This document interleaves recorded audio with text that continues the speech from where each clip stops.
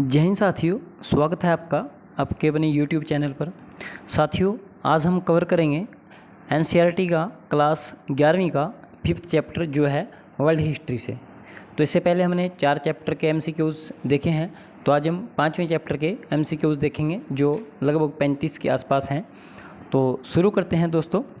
First question है कि 13वीं व 14वीं शताब्दी में स्थापित विश्व का सबसे महत्वपूर्ण खानाबदोश साम्राज्य था, तो कौन सा था? इसका जो सही आंसर है दोस्तों वो हो जाएगा आपका मंगोल। नेक्स्ट क्वेश्चन है हमारा, मंगोल कहाँ के निवासी थे? जो मंगोल थे वो कहाँ के निवासी थे? तो इसका सही आंसर हो जाएगा आपका मध्य एशिया के। नेक्स्ट हमारा थर्ड क्वेश्चन है, यायावर से आपका क्या तात्पर्य है कि यायावर का क्या मतलब होता है? तो यायावर का मतलब होता है साथियों घुमक्कड़। जो घुमक्कड़ लोग होते हैं, जो खानाबदोश लोग होते हैं, उनको बोला जाता था यायावर। नेक्स्ट क्वेश्चन है हमारा, मंगोलों का प्रमुख व्यवसाय क्या था? जो मंगोल थे तो उनका जो प्रमुख व्यवसाय था वो क्या था? तो वो दोस्तों पशुपालन का कार्य किया करते थे, पशु चराने का काम ज़्यादा करते थे। नेक्स्ट क्वेश्चन है, मंगोल निम्नलिखित में से किस जानवर को सबसे अधिक महत्व देते थे? ऊँट, भेड़, घोड़ा या गाय? तो दोस्तों जो मंगोल थे वो सबसे ज़्यादा महत्व देते थे घोड़ा को, घोड़े को सबसे ज़्यादा महत्व देते थे। नेक्स्ट क्वेश्चन है हमारा छठा, मंगोलों के समय में स्टेपी क्षेत्र में कोई नगर क्यों नहीं उभर पाया था? किसका क्या कारण था कि स्टेपी क्षेत्र में कोई नगर नहीं बन पाया था? तो ऑप्शन है आपके पास, मंगोलों ने कृषि को नहीं अपनाया था, तो ये नहीं अपनाया था उन्होंने, वो पशु चालक में विश्वास रखते थे, पशु चराते थे, घुमक्कड़ लोग थे वो, और घुमक्कड़ को बोला जाता था यायावर। दूसरा है, मंगोलों की अर्थव्यवस्था घनी आबादी वाले क्षेत्रों का भरण पोषण करने में असमर्थ थी, ये भी ठीक है। मंगोलों का निवास स्थायी नहीं था, तो ये सभी कारण हो गए जिसके कारण वहाँ पे कोई स्टेपी नगर जो स्थापना नहीं हो पाई। सातवां क्वेश्चन है, मंगोलों ने कृषि कार्य को क्यों नहीं अपनाया? किसका क्या कारण है कि मंगोल जो थे वो कृषि कार्य को नहीं अपनाते थे? तो इसका सही जवाब हो जाएगा आपका ग ऑप्शन, यानी कि क्योंकि मंगोलियों की भौगोलिक परिस्थितियाँ कृषि के अनुकूल नहीं थी। तो ये आप इसका सही आंसर हो जाएगा कि मंगोलियों की जो भौगोलिक परिस्थितियाँ थी वो कृषि के अनुकूल नहीं थी, इसलिए वो कृषि कार्य नहीं करते थे, वो कार्य करते थे पशुपालन का। नेक्स्ट क्वेश्चन है, 12वीं शताब्दी में यायावरी समाज में धनी परिवार विशाल क्यों होते थे? किसका क्या कारण था? तो ऑप्शन है आपके पास, उनके पास बड़ी संख्या में पशु एवं चारण भूमि होती थी, ये ठीक है। नेक्स्ट है, उनके बड़ी संख्या में अनुयायी होते थे, ये भी ठीक है। उनका स्थानीय राजनीति में बहुत दबदबा होता था, ये भी ठीक था। तो इसका आंसर सही आंसर हो जाएगा उपरोक्त सभी, कि 12वीं शताब्दी में यायावरी समाज में धनी परिवार विशाल क्यों होते थे?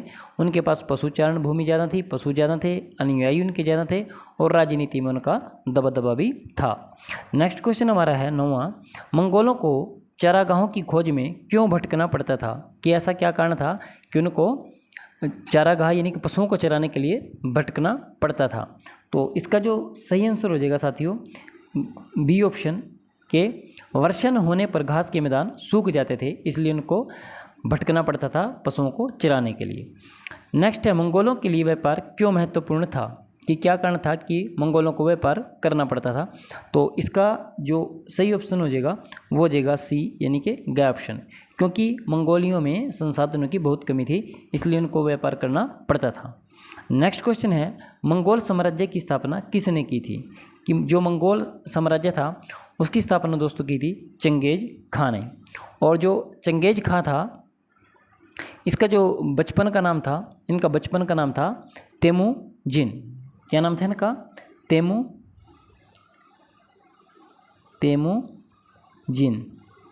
ये इनका बचपन का नाम था तेमुजिन। तो और इनके फादर का नाम था येसुजेई, जो इनका फादर था उसका नाम था येसुजेई, ये इनके फादर का नाम था येसुजेई। और चंगेज खां जो था इनका बचपन का नाम क्या था? तेमुजिन, और ये इनके फादर का नाम था येसुजेई।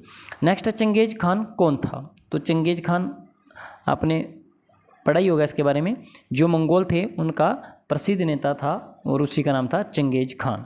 नेक्स्ट है, चंगेज खां का जन्म कब हुआ था? तो चंगेज खां का जो जन्म हुआ था वो हुआ था 1162 में, 1162 से लेकर और जो इनकी मृत्यु हुई थी वो हुई थी 1227 में। 1227 में इनकी मृत्यु हुई थी और 1167 में इनका जन्म हुआ था। और नेक्स्ट है कि चंगेज खां का वास्तविक नाम क्या था या बचपन का नाम क्या था। तो तेमुजिन इनका बचपन का नाम था या वास्तविक नाम था तेमुजिन। नेक्स्ट हमारा क्वेश्चन है कुरिलताई से क्या भाव है, कि कुरिलताई का मतलब क्या है। तो जो मंगोल सरदार होते थे उनकी जो सभा होती थी, जो सभा करते थे वो, तो उसको बोलते थे कुरिलताई। नेक्स्ट है चंगेज खां मंगोलों का शासक कब बना था। तो ये बचपन इसका काफ़ी पीड़ादायक रहा था। इसके जो फादर थे उनकी डेथ कर दी थी, मार दिया था, हत्या कर दी थी उनकी। तो उसके बाद ये काफ़ी संघर्ष के बाद शासक बना था। तो जो 16 है उसका सही आंसर हो जाएगा 1206 में। जो ये मंगोल शासक बना था चंगेज खां, तो ये 1206 में बचा। चंगेज खां ने पीकिंग पर कब अधिकार किया था। तो पीकिंग पर अधिकार जो इन्होंने किया था वो किया था 1215 में। 1215 में चंगेज खां ने पीकिंग पर अधिकार कर लिया था। नेक्स्ट है चंगेज खां की राजधानी का क्या नाम था, कि जो ये चंगेज खां था इसकी राजधानी थी कराकोरम। क्या राजधानी थी कि कराकोरम। कराकोरम दर्रे से याद रखना, कराकोरम इसकी राजधानी थी। उसके बाद क्वेश्चन है यास। यास से आपका क्या अभिप्राय है, कि यास शब्द किसके लिए प्रयोग किया गया। तो ये था विधि संहिता से संबंधित था ये यास। इसका जो सही आंसर है वो हो जाएगा विधि संहिता। तो ये जो यास था ये 1206 में, मैं आपको बताऊं थोड़ा सा कि 1206 में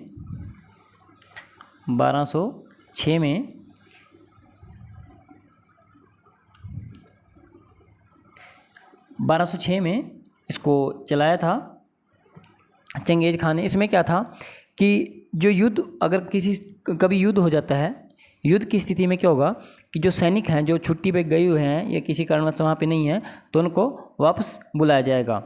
इसको क्या कहता था, यास।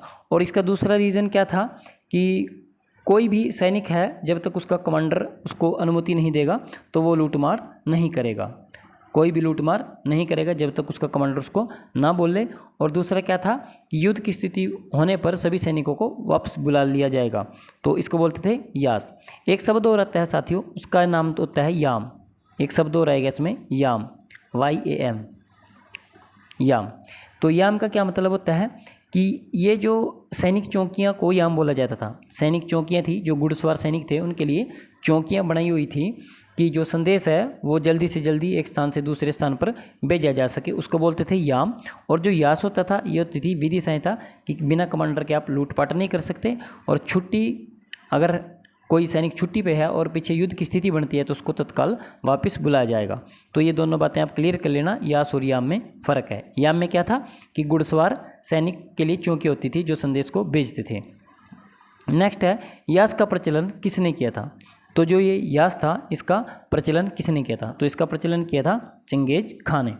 नेक्स्ट है ये लू चुसाई कौन था। तो ये कौन था, ये किसका जो सही आंसर है, ये एक चीनी मंत्री था। इसका सही आंसर हो जाएगा बी ऑप्शन, चीनी मंत्री। नेक्स्ट है पैजा अथवा जेरेज क्या था, कि पैजा और जेरेज शब्द जो हैं ये क्या थे। तो ये होते थे यात्रियों को दिया जाने वाला एक पास। जैसे पास होता है, आप कहीं पे भी जाओगे तो उनको किसी मंत्री के वहाँ जाओगे या कहीं पे भी जाओगे तो आपको एक पास मिलेगा। तो उस टाइम में इसको पैजा या जेरेज बोला जाता था।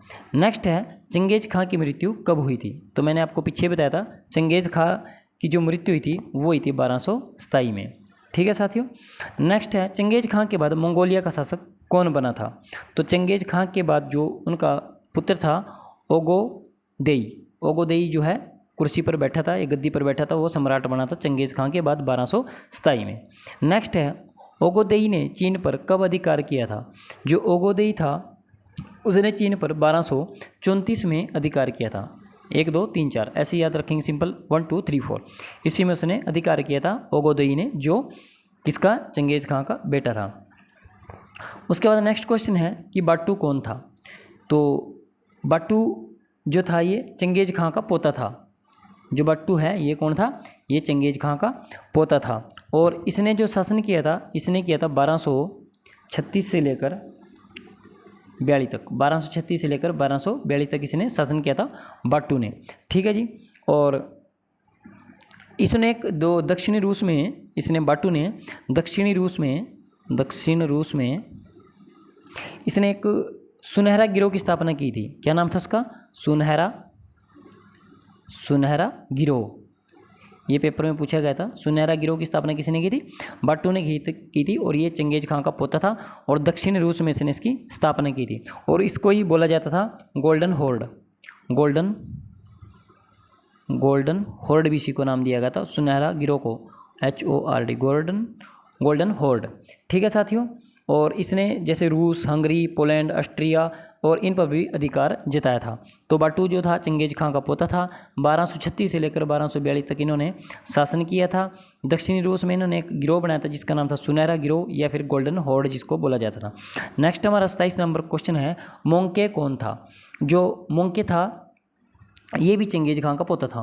मोंके चंगेज खां का पोता था और ये सबसे योग्य शासक माना जाता है साथियों, सबसे योग्य शासक। चंगेज खां के बाद अगर कोई था तो ये योग्य शासक माना जाता था और इसने 1251 से लेकर और 1259 तक इसने शासन किया था। नेक्स्ट हमारा क्वेश्चन आता है, मंगोलों के किस नेता ने बगदाद पर अधिकार किया था? तो ऐसा कौन सा नेता था मंगोलों का जिसने बगदाद पर अधिकार किया था? तो इसका आंसर हो जाएगा हुलेगु। जो हुलेगु था इसने बगदाद पर अधिकार किया था मंगोलों के नेता ने। नेक्स्ट है, युआन वंश का संस्थापक कौन था? तो जो युआन वंश का जो संस्थापक था इसका आंसर हो जाएगा आपका कुबलई खां। और इसने पीकिंग इसने अपनी राजधानी बनाई थी। पीकिंग इसकी राजधानी थी। आगे क्वेश्चन है, कुबलई खां की राजधानी क्या नाम था? पीकिंग राजधानी थी। और जिसने शासन किया था वो किया था 1260 से लेकर 1294 तक इसने शासन किया था। और इसने दक्षिणी चीन इसको भी जीता था इसने। और जो पीछे आपने पढ़ा बाटू था उसने दक्षिणी रूस में सुनहरा गिरोह की स्थापना की थी जिसको गोल्डन होर्ड भी बोला जाता था। तो राजधानी थी इसकी पीकिंग। नेक्स्ट हमारा 31 नंबर क्वेश्चन है, कुबलई खां के दरबार में कौन सा महान यात्री पहुंचा था? तो कुबलई खां के दरबार में जो पहुंचा था उसका नाम था मार्को पोलो। बड़ा इंपॉर्टेंट क्वेश्चन है साथियों। मार्को पोलो जो था कुबलई खां के दरबार में पहुंचा था और वेनिस यात्री था एक मार्को पोलो। और चीन की यात्रा भी इसने की थी। जो चीन की इसने यात्रा की थी वो की थी 1275 से और 1292 के बीच में। 1275 से 1292 के बीच में इसने की थी। और ये कहाँ का यात्रा था? वेनिस का ये यात्री था मार्को पोलो और कुबलई खां के दरबार में ये पहुंचा था। ठीक है साथियों। उसके बाद हमारा 32 नंबर क्वेश्चन है, इल खानी वंश का संस्थापक कौन था? तो इल खानी वंश का जो संस्थापक था वो भी सेम आंसर आएगा इसका हुलेगु। नेक्स्ट है, जुवाइनी की प्रसिद्ध रचना का नाम क्या था? तो बड़ा इंपॉर्टेंट क्वेश्चन है। जुवाइनी की प्रसिद्ध रचना जो थी इसका सही आंसर हो जाएगा आपका A option, history of the conqueror of the world. Juvaini की प्रसिद्ध रचना हुई साथियों, उसका नाम था history of the conqueror of the world. ठीक है साथियों। और ये हेलगू का दरबारी कवि भी था और ये फारसी का इतिहासकार था। किस भाषा का? फारसी का इतिहासकार था ये, फारसी भाषा का इतिहासकार था ये। नेक्स्ट हमारा क्वेश्चन है 34वां, गजन खां किस वंश का प्रसिद्ध शासक था? जो गजन खां था वो किस का प्रसिद्ध शासक था? तो इल खानी इसका जो वंश था वो था इल खानी। नेक्स्ट हमारा, गोल्डन होर्ड की स्थापना कहाँ पर की गई थी? तो गोल्डन होर्ड की जो स्थापना थी वो की गई थी आपके रूसी स्टेपिज क्षेत्र में या दक्षिणी रूस में। और किसने की थी? बाटू ने। और इसी को गोल्डन होर्ड भी बोला जाता था और इसी को सुनहरा गिरोह भी कहा जाता था। तो दोस्तों ये थे हमारे 11वीं क्लास के वर्ल्ड हिस्ट्री से संबंधित 5वें चैप्टर के 35 महत्वपूर्ण क्वेश्चन जो मैंने NCERT से लिए हैं।